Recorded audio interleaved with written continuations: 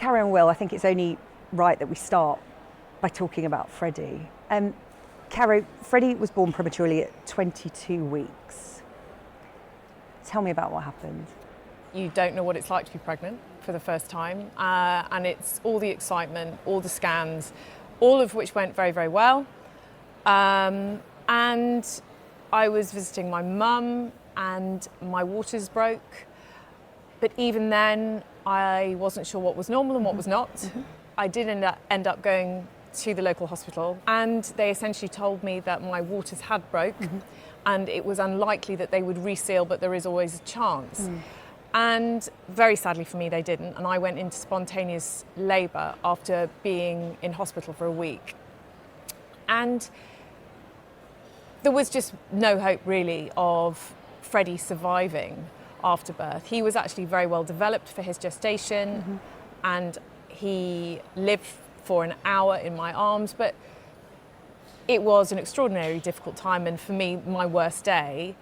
We didn't know still at the time why it had happened, but for me it was really finding out more about prematurity, why it happens, what we can do to prevent it.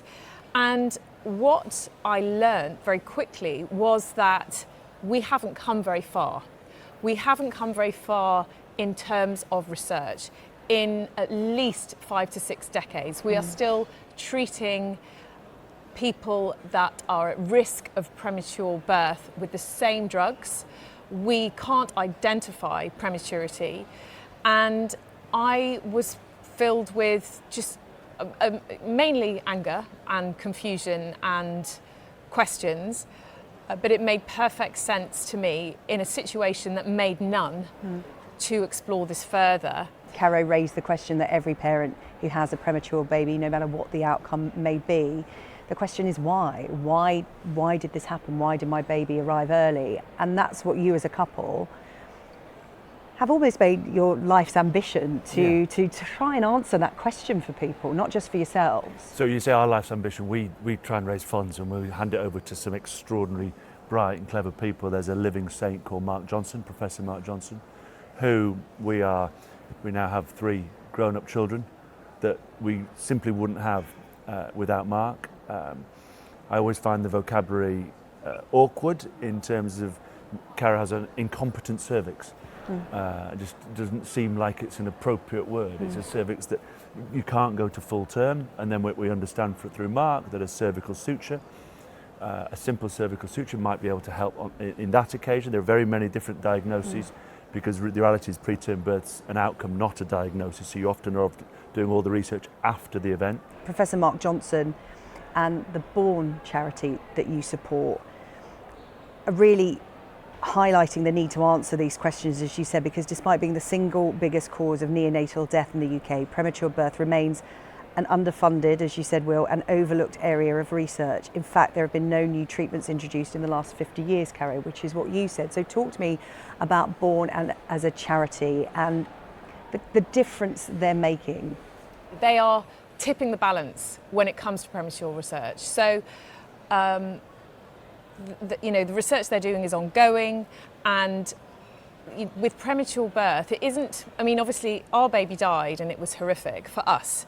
One of the biggest issues of premature birth is lifelong disability, and that comes in many forms, from severe to educational challenges.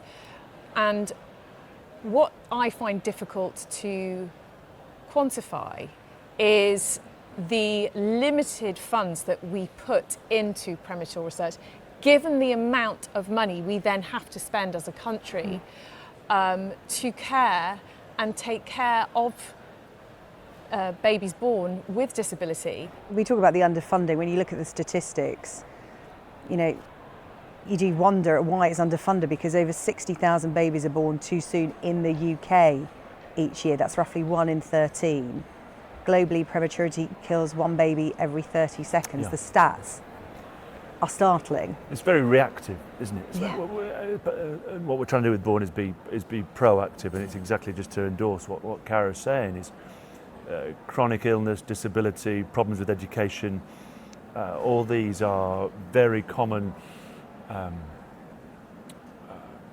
challenges. Common challenges that come with being born before sort of 30 weeks, and the cost to society of supporting those children for the rest of their lives is removed immediately by, I know it sounds daft, by keeping them in for another 14 days. If you can buy them 21 days more in the womb. We are parents of 4. How do you describe I them? describe my, I hate the word journey, but I am going to use that word, is that I am a raiser of 3 children, but a mother to 4, because Freddie made me a mum. And the feelings that I had are the same feelings that I had when my other children were born. You know, I was still a mother, but then I was a mother in grieving. So for me, that's exactly how I see it. You know, we integrate Fred into the family. The children heard and spoke about Fred at a very young age. You know, all of my children have spoken about him at different stages of their lives. We wanted to give him a purpose, and I really enjoy hearing his name now. And I don't think that anyone that has experienced baby loss, I don't think this is for everybody. I'm not saying that everyone that's experienced baby loss would feel the same way as I do, and I think that should be respected. But I would like to think that Freddie Greenwood's very short life has impacted the world and made a difference. So for me, speaking his name and speaking to you today is cathartic for me, but also a huge positive for the premature and baby loss community. Like you said, it's about getting people talking about it and approaching it first before it is reactive. Caro and Will, thank you so much for talking to us about Freddie Greenwood and the Born Charity. Thank you. Thank you.